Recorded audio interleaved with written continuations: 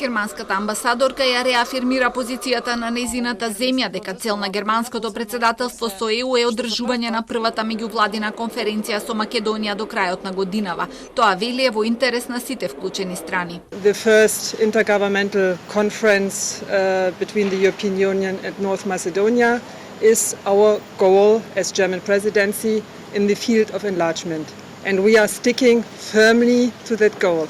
We will try everything we can in order to make it happen.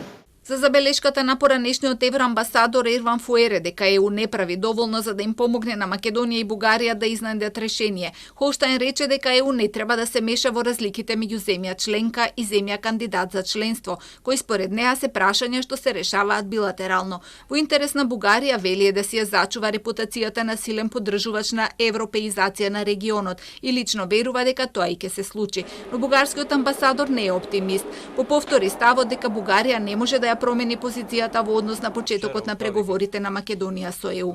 България не може да си променя позицијата, защото има декларација на парламента и решение на владата. Ние сега сме концентрирани да завършиме берлинския процес както подобава, както заеднички и тие да покажеме на цела Европа, че можеме заеднички да завършиме нещо успешно.